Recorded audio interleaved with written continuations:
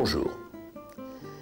Nous avons intitulé cette collection « L'équitation de saut d'obstacles ». Et nous en sommes aujourd'hui à la 6e cassette. Or, au cours des 5 précédentes, les séquences concernant directement le saut ont été assez réduites. Ouais, c'est ce qui est normal si l'on sait que l'obstacle se travaille d'abord sur le plat. Bien.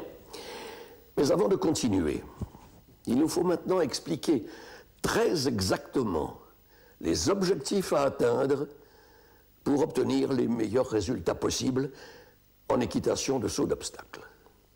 Et alors d'abord, qu'est-ce qu'un saut?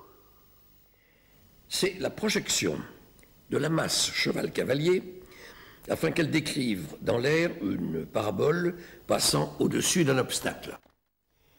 Mais cette masse cheval-cavalier pèse entre 550 à 700 kilos.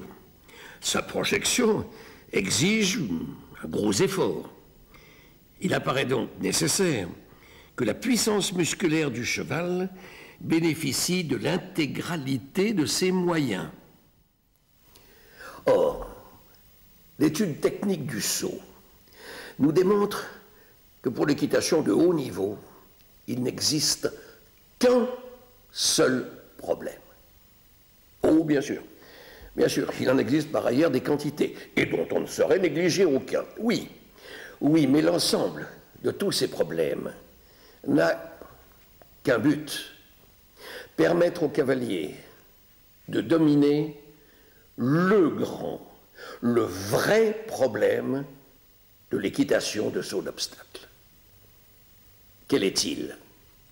Voici un obstacle à franchir, et voici une trajectoire à effectuer pour cela.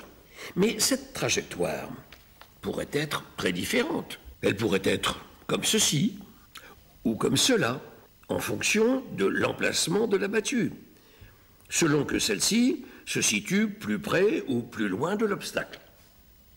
Or, tous ces sauts sont parfaitement valables, oui. Oui, mais il existe entre eux une différence. L'angle de la trajectoire. Voyez-vous, regardez, si l'on trace une ligne imaginaire entre l'emplacement de la battue et le sommet de l'obstacle, cette ligne forme un angle avec le sol, que j'appelle angle de trajectoire. Mais s'il est très variable, selon l'emplacement de la battue, et aussi de la hauteur de l'obstacle. Voyez-vous, de façon générale, cet angle de trajectoire varie entre 30 et 55 degrés. Mais alors, il est bien évident que les propulseurs chargés de projeter cette masse de 6 à 700 kilos doivent être réglés différemment selon l'angle dans lequel ils vont agir. Voilà. Imaginons que je veuille envoyer ce poids le plus loin possible, donc sous un angle d'environ 45-50 degrés. Que vais-je faire? Je vais faire ceci, voilà. Et je vais m'efforcer de le projeter par là. Très bien. Maintenant, autre problème. Il faut que je fasse passer ce poids au-dessus d'un fil situé là-haut, au-dessus de moi. Que vais-je faire? Eh bien, je vais faire comme ceci. Je vais me ployer là pour le projeter par là. Autrement dit, j'ai changé mon attitude afin que mon propulseur, en l'occurrence mon bras, puisse travailler dans l'angle voulu. Si quand je suis comme ceci, au dernier moment, je veux l'envoyer le plus loin possible, eh bien, j'irai pas loin. Et si quand je suis comme ça, au dernier moment, toujours, je veux l'envoyer là-haut, eh bien, j'irai pas très haut. Voilà. Pareil au même pour les chevaux. Eh bien, cette variation d'attitude pour l'être humain, c'est pour le cheval la variation d'équilibrage. Plus le poids est sur les hanches, plus le cheval peut monter facilement, librement ses épaules et se projeter sur un angle élevé. Moins le cheval reporte de poids sur son arrière-main, et plus il pourra et même devra partir sous un angle faible. Voilà, je le répète, le grand, le vrai, le fondamental problème de l'équitation d'obstacles de haut niveau.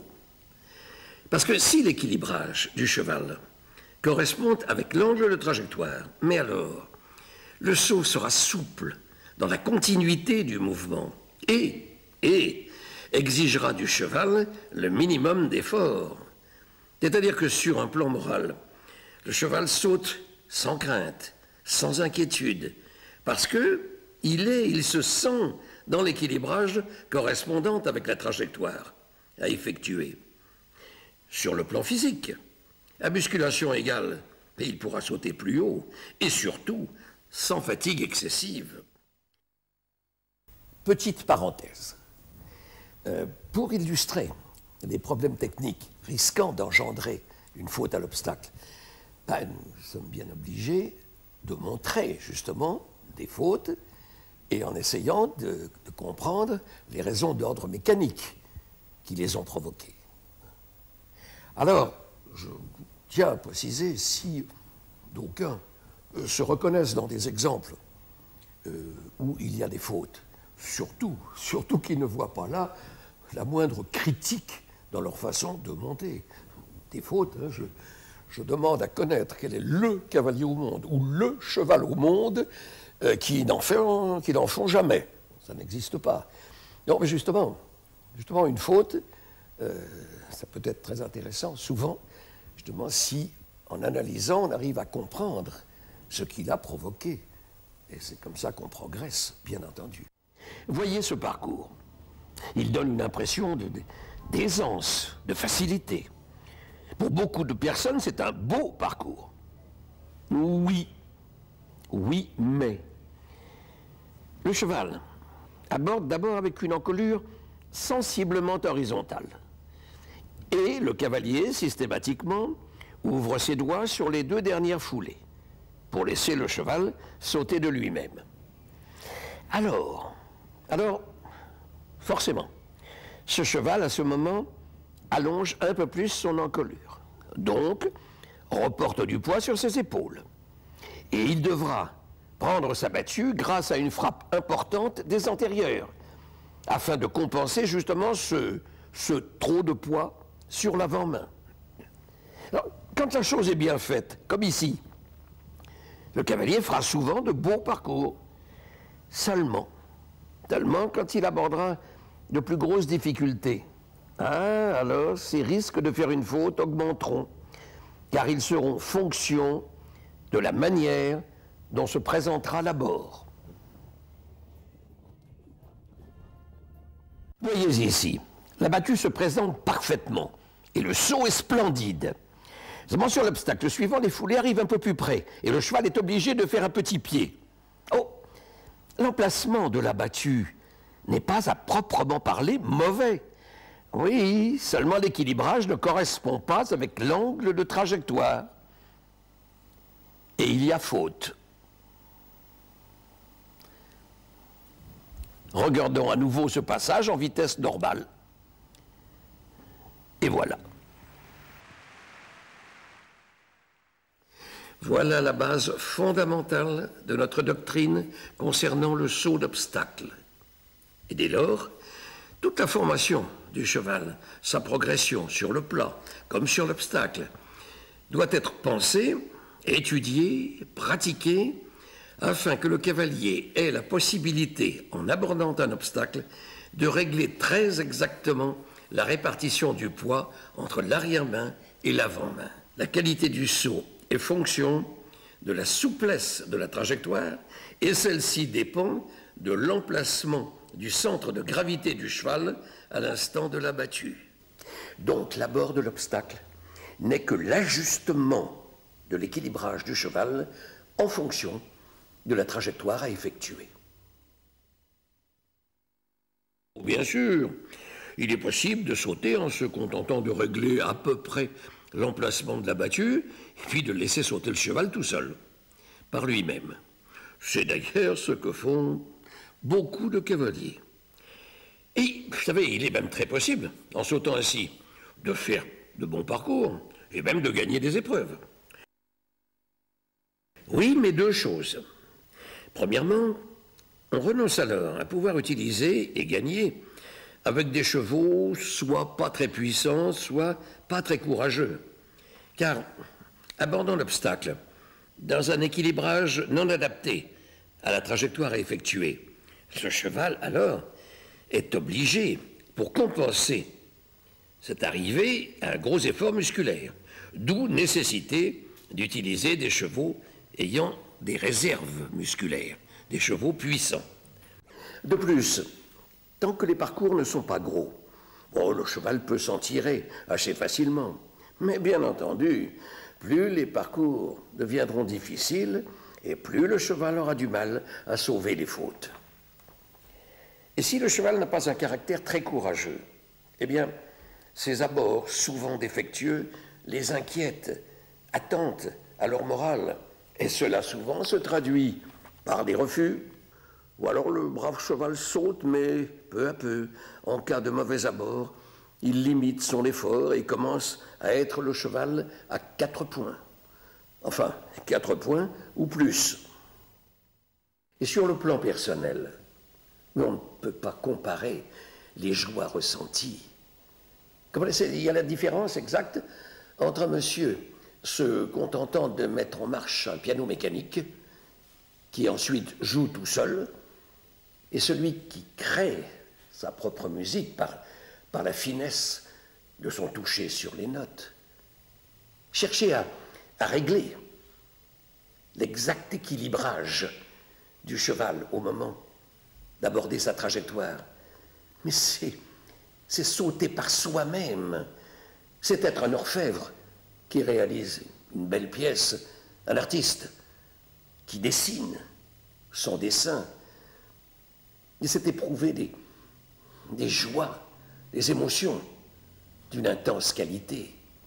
Un conseil, cherchez à savoir régler l'équilibrage à l'abord et vous serez passionné. Et c'est également ainsi que vous deviendrez, peut-être, de grands cavaliers. Nous allons maintenant vous montrer 4 parcours effectués par 4 cavaliers de nationalités différentes. 4 cavaliers qui appartiennent au top niveau de l'équitation mondiale actuelle.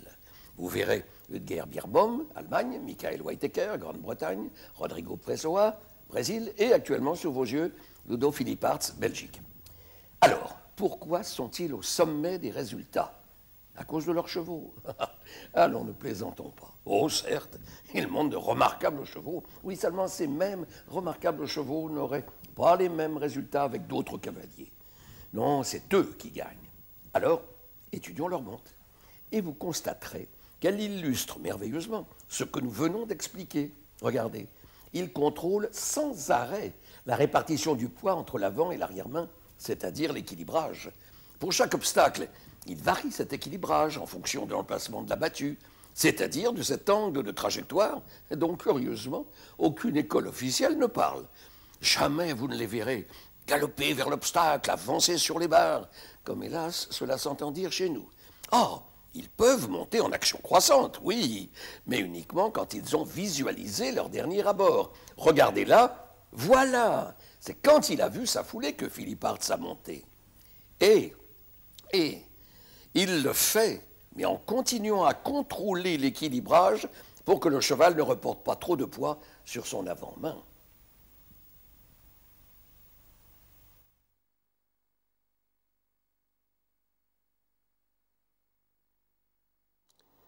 Michael Whitaker. Voilà. Toujours exactement le même style. On peut aujourd'hui dire qu'il s'agit là de la grande, très grande monte internationale. Mais vous regarderez attentivement tous ces parcours. Et alors vous constaterez quelque chose, que tous ces cavaliers sont entre les obstacles presque tout le temps en équilibre, appuyés sur leurs étriers. Ils ne se rassoient seulement qu'à l'abord pour monter les dernières foulées. Pourquoi cela? Eh bien pour les raisons que nous avons expliquées dans les premières cassettes de cette collection. C'est seulement en étant en équilibre que le cavalier a la totale fixité de ses mains et la capacité de doser très très exactement leur action. Chose que n'a pas aussi bien un cavalier restant sans cesse assis dans sa selle. Par contre, bien sûr, un cavalier n'a pas de jambes vraiment fortes s'il est en équilibre. Et donc, pour disposer de la complète efficacité de ses jambes à l'abord, le cavalier doit alors se rasseoir afin d'être derrière son cheval. Et vous regarderez, ils agissent tous ainsi.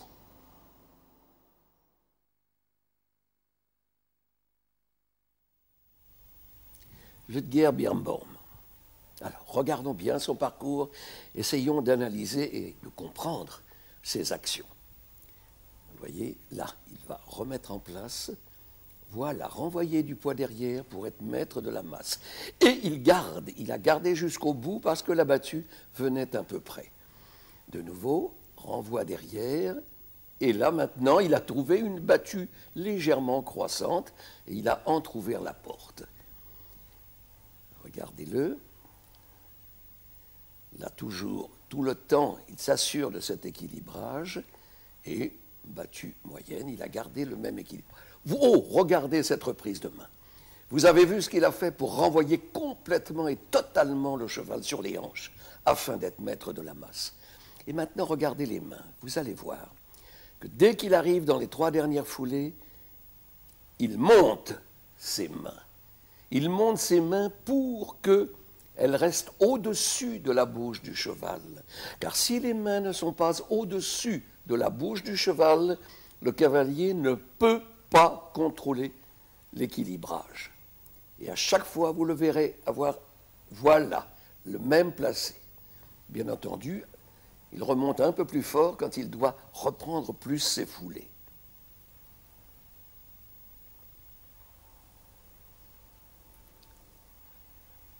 Voilà, comme à chaque fois, il va remettre du poids en arrière pour être maître de la masse, et là, il voit une action croissante, bien entendu, qu'il monte, mais tout de nouveau, tout de suite, en arrière, et là, il a gardé très fort pour ce vertical qui se présentait de près.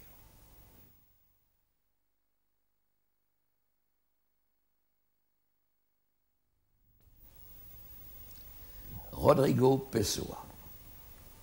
Toujours le même style, la même recherche.